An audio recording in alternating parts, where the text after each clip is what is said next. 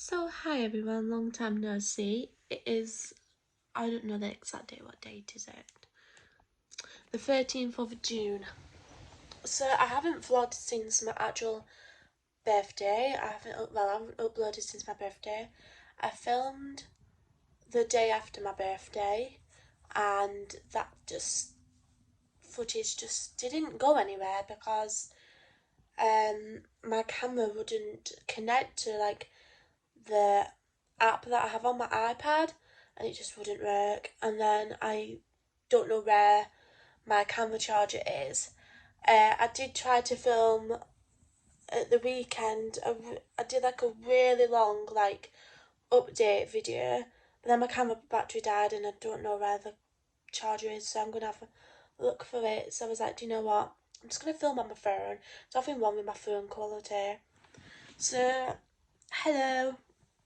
It is 1:10, and I thought I would film. I don't know if I'm going to do like the full week,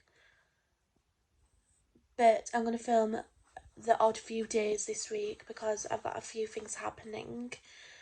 Um, so I wanted to come on here and tell you guys what's been happening, why I haven't been filming and stuff. So I'll try and make it short. I'll basically just tell you in like not like a long story because if this is going to be a weekly vlog, I don't want it to be like super long. So let's start off with my mum. So, as you guys will know, I think I mentioned it in my birthday video that my mum fractured her foot. That's all mended now, that's fine, she's fine. But she's been dealing with these sickness episodes and she hasn't been sick, she hasn't brought anything up, but that she's basically gone to be sick, but nothing's happened. So it's called heaving. And she's been having those episodes since I want to say August bank holiday, maybe, of last year. And then that went away, and then it happened again Boxing Day of last year, and then it's literally just come. I want to say every week. There hasn't been a week where my mum hasn't had these sickness episodes. And previously she used to work mornings and dinners, and she'd come home for around 3:30, something like that. Could be earlier depending, could be later. She's a carer, and that was her shift pattern. And she's been doing that shift ever since I can remember. Since she first started out being a carer. But when she fractured her foot, she was also ill with the sickness episodes. She's been to the GP, she's been to the hospital, you name it. She's had all sorts of tests and tablets and treatment, and nothing's ever worked. Or it's worked and it's gotten to a point where she's able to cope, and then something happens and it comes back again. So we was nagging, and she was basically her work is making her more prone, more worse, I suppose. I don't like to use that word. Worse, it was more tiring and more it just wasn't good for my mum. So she was right, I'm going to take some time off. So she took some time off, whilst also she was off with a fracture of her foot. And then she... Sorry, that was Tom messaging me. So we sat down as a family and we discussed what was the best option. And we was just take some time away, and then when you're ready to go back, and maybe discuss with you reducing the hours or swapping shift, or So she spoke to her work and she has swapped shifts. So now she does 11 a.m. while I think around 5:30, 6:30, like evening. And then we was like, yay, her sickness has finally finished. She's not gonna, she had like a period of time where it wasn't bad. And then bam, it came back again. And it was, oh my God. So spoke to the GP, they referred my mum to the hospital. She had a procedure done where they basically put like a camera down her throat. She was like sedated. And then they either, if they find something, tell you pretty much that day, or if they don't find you, they send you back to your GP and do probably more tests, etc. They found a condition, and it is called, probably going to pronounce this wrong, but it's called like hiatus hernia. It's like Hiatus and hernia. I'm not 100% sure, like clued up on what it is. But I know my auntie has it, and she's had it for a number of years now. She's been on tablets. So basically, we've got to wait for the doctor to decide like the best course of treatment for that.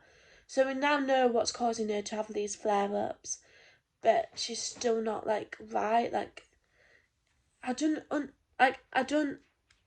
know like why her work is like causing her to, have these episodes. I mean, it might be like the overload of work, but I'm really not sure. So that's been my mum's health. So my health hasn't, well, my mental health hasn't been the greatest.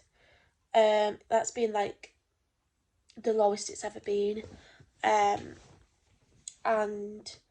I referred myself to counselling, and I do have a appointment next. I don't know if it's this week or next week. Pretty sure it's this Thursday. I have my mental health appointment. It's over like the phone. But also my physical health hasn't been the greatest either. With like my IBS having like an upset stomach pretty much literally every single day, which is like annoying as hell. And then I had like an MRI scan done back a couple of months ago, because basically I'm just gonna shift because like it's getting uncomfortable. I'll just put you there so it's a lot easier.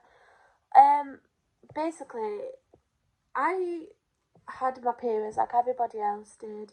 I started when like I was in year 9, so I was like 13, 14 years old, and then I would have them regular. And then all of a sudden, when I reached 18, they suddenly just stopped, and I never knew why.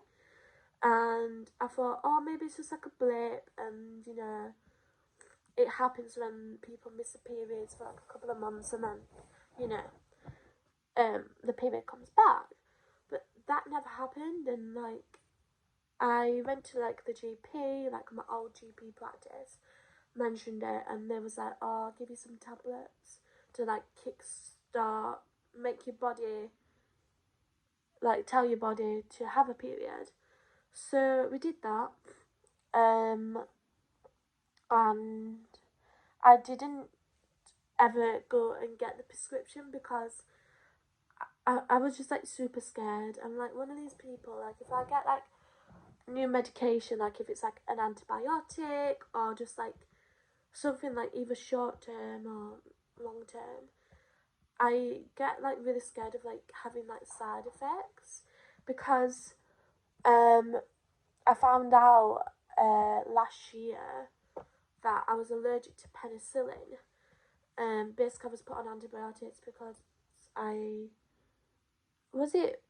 because I had some kind of like infection, and I was put on it, and then I had like a severe like reaction to it. So like ever since then, if I get like a new like form of medication, I get super scared. I do take them, but like I tend to like wait until like my mum's like in the house and she can obviously like keep an eye on me. So I tend to like just get scared. So I never went in for the prescription, and then I just pushed it aside. But now that I'm getting older, even though I'm only 23. I now have a boyfriend. We've been together 2 years, 2 months, and you know, we're thinking about like the future. You know, having kids. So like, you know, it's kind of like a necessity of like sorting this problem out. So my GP, my new GP, sent me in for an MRI scan to have a look at this certain gland. Begins with P and I can't pronounce it. It's like pituitary gland, something along those lines. And it's like this hormone. And I never heard anything from him. I was like, oh, I must be okay. Then I get a letter last week saying that they found something on the MRI. I can't find the letter, but it was something. They found something on the MRI, so it must be nothing serious, or like somebody would have contacted me by now, and I'd probably be in hospital having tests. I know it's not a lesion, but it's something on the MRI, so like they want to do another MRI in August. So I am not looking forward to it because, as an anxious and autistic person, it's very, very scary. I mean, it's scary. Like, even if you didn't, you know, you wasn't an anxious person. But like, you know, it was just a hard like experience for me. Like, my mum literally had to come in with me. Like, I was like on my own, and then I had this massive panic attack. Felt sick. I thought I was going to pass out. I nearly did. And then like my mum had to come in. So yeah, I'm not looking forward to having it done again. But obviously, it needs to be done to obviously find out what's causing it. Next week I do have a appointment with the endocrinologist, which is basically like the hormone doctor, I'm gonna call them. And I believe they're gonna talk about like the treatment on what we should do. I think I'm gonna be put on tablets to help like kickstart my periods again, because for some reason like I'll get like a period in a sense where I'll bleed for like one day or maybe like a couple hours and that's it. And I think like the periods are like, is it like between like 3 and 7 days, I think. So yeah, I haven't had a period since I was 18. It's really strange, but obviously now I'm getting older, I've got a boyfriend, I need to start thinking about like the future. So this is why I'm doing like stuff now, so then, you know. Yes. So it's been like one of these like roller coaster of emotions with people's health. But we are getting there. It's just, you know, been one of those times. But we're slowly getting, you know, better. And so I haven't been posting because I just haven't like, you know, my mindset hasn't been there. Like, you know, I don't want to like post like something and like not really mean it, or not, or like fake being happy and stuff, because sorry, that's my guinea pigs. Yeah, like I don't want to like fake being happy. I don't want to, you know, my like channel has always been and always will be a channel where I'm very open and honest with you guys. And like I've done this YouTubing for like 9 years now in October, which is crazy. And obviously you've watched me like grow up and stuff. But like also my life isn't like, you know, I don't go like trips away like every single couple of weeks or month. Like I don't do anything like pretty much exciting, because like my life, because of my anxiety and autism, is like has stopped. Like I passed my driving test back in February. I am saving up for a car, but like it's like expensive and I don't have like a job. And it's not because like I'm born idle or I can't be bothered or whatever you want to say. it's not that, it's because I'm actually deemed unfit to do work because of my anxiety is so bad. Like, I'm claiming benefits and stuff, but I want to get to like a point where, you know, I try. Like, I have applied for jobs and stuff from like working from home. I've had interviews, but like I always got like turned down and stuff. Or like I wasn't suitable for the role, or somebody else was better. But I do have a job interview on Wednesday, and I'm like, I'm not gonna let my anxiety define like me from working. I mean, I've had like volunteer jobs and stuff, and I used to work at like different charity shops. Like, I think I've vlogged a few times when I was there, but like I was probably only there for like either like a day or a week because I just couldn't cope. But I'm like, I can't let it stop me. So I'm gonna try my level best. If I do get this job, hopefully I'm gonna try not let anxiety stop me from, you know, trying to get a job and staying in a job, because I've never actually had a job. Like, I've never had a paid job. I've always done like volunteering. So yeah, I am nervous, but you know, tell you more about that like on Wednesday. I'll film obviously before and after. But yeah, I just thought I'd just update you, let you know what's been happening, and I will carry on with this vlog. I'm gonna make this a weekly vlog. So yeah, I might just like upload this separate actually. Upload this separate and then start like my weekly vlog actually. So yeah, I'm gonna answer my boyfriend back and then probably start doing my dinner soon. So yeah, just thought I'd just let you know, keep you updated.